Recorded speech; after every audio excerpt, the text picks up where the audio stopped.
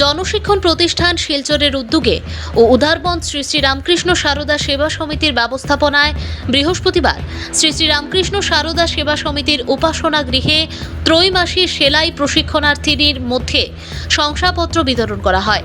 শুরুতে ঠাকুরমা স্বামীজি চরণে পুষ্পাঞ্জলি নিবেদন করেন শিলচর রামকৃষ্ণ সেবাশ্রম সংঘের পূজনীয় শ্রীমৎ স্বামী বৈকুণ্ঠনন্দজি মহারাজ।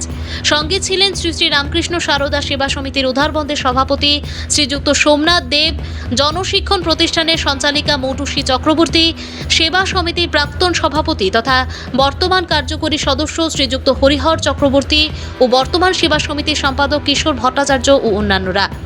এরপর মহারাজজি ও অতিথিবর্গরা প্রদীপ প্রজ্বলন করেন। সঙ্গে সঙ্গীত পরিবেশন করেন সংস্কৃতি ভারতীর ছাত্রছাত্রীরা। স্বাগত বক্তব্য রাখেন সম্পাদক কিশোর ভট্টাচার্য। আশীর্বাণী দেন শ্রীমৎ স্বামী বৈকুণ্ঠনাথজি মহারাজ।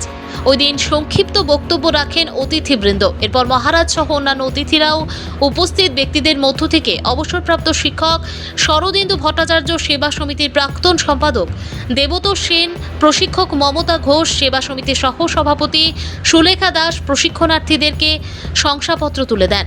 সঞ্চালনায় ছিলেন নিহার কান্তি রায়। নিহার কান্তি রায়ের রিপোর্ট, আসাম প্রাইম নেটওয়ার্ক।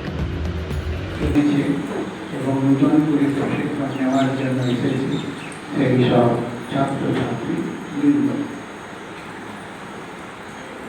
আজকে যে আমাদের এই অনুষ্ঠান, এই সভা, তার প্রাসঙ্গিক সমস্ত কথাগুলি আমরা শুনে নিয়েছি ইতিমধ্যে।